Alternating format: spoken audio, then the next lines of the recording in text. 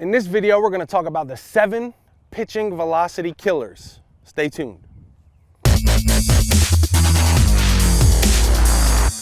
Guys, if you haven't already, hit that subscribe button so I can notify you every time I upload a new video. I got close to 500 videos now, and I got some new ones, some great ones coming real soon. So make sure you hit that subscribe button so I can notify you when I upload them.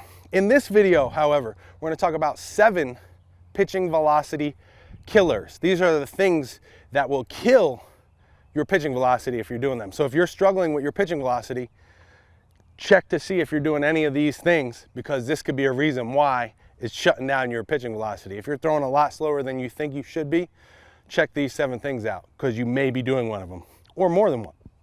First thing is going to be leading with the front foot. If you're a guy who the front foot is leading your body down the mound, that's no good, okay? You want to lead with the side of your butt. This tells me that you're staying closed and you're keeping all that energy bound up.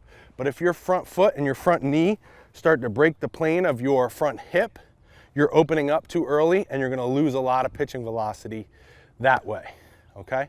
The second pitching velocity killer is separating your hands directly to your target, okay?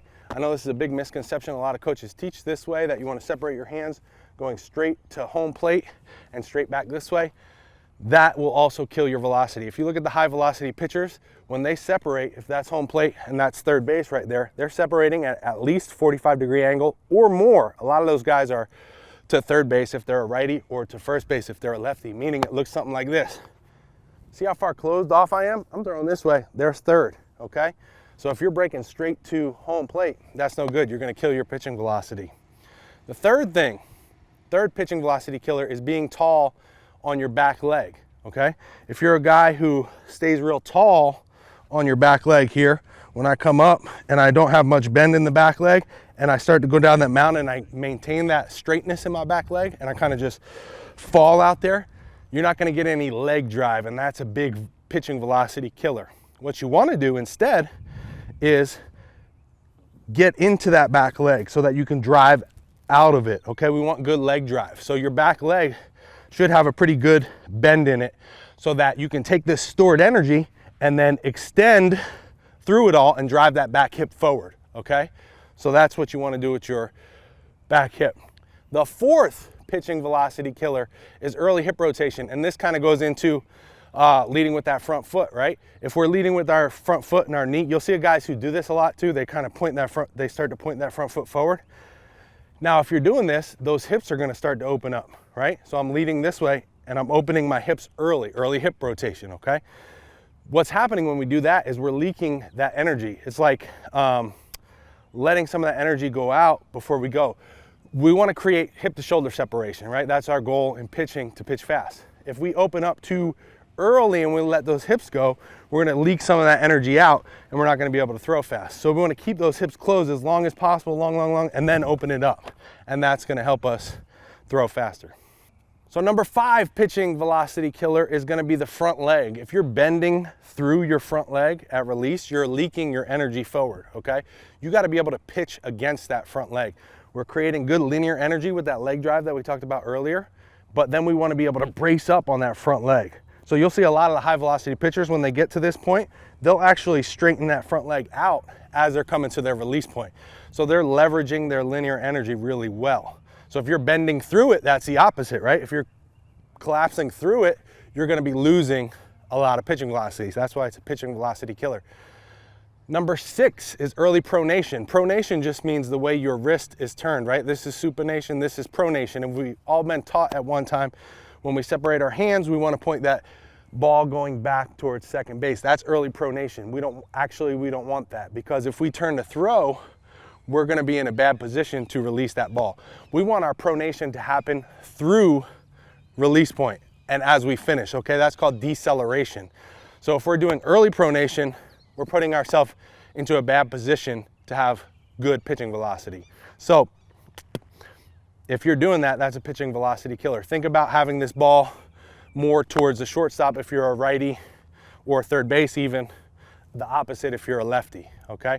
Because again, pronation wants to happen just before release, at release, or just after, and have to have good deceleration.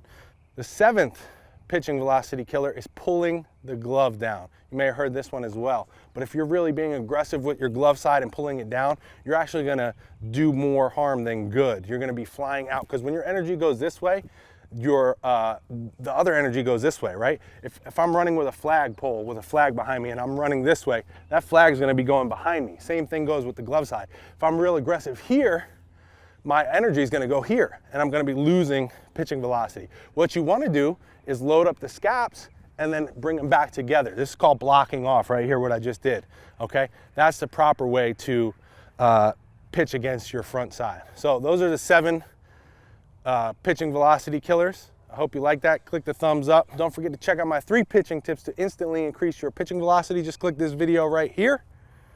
That'll take you to a page where you enter your first name and your email. I'll shoot you that video over right away. If you can't click that, go ahead and click this link right here. That'll take you to the same page. Or there's a link in the description if you're watching this on Facebook or somewhere else. That'll take you to the same page so you can get your 3 pitching tips to instantly increase your pitching velocity. I hope that helps, guys. Again, leave that thumbs up, hit that subscribe.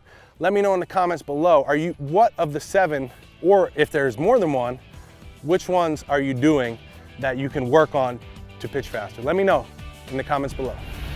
When I was younger, my dad used to find articles in magazines or articles in newspapers about baseball, and he would leave them on my bed for me to read. But he never really hounded me or asked me questions about those articles.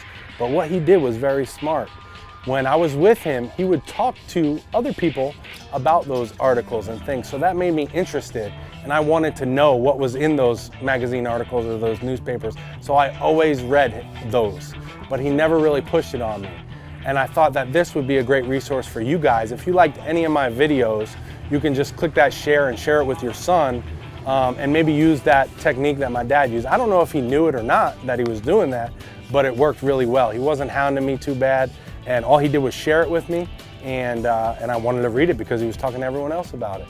So go ahead and share any of the videos that you like. If you like this video, you can share it with your son, and then because that's the way it is nowadays. We don't really have magazines and newspapers, but and then try to talk to people when your son is with you. Talk to people around town, and hopefully he'll catch on and want to read them and want to check out some of these videos, and you guys will be better because of it. So I hope that helps, guys. Share the video.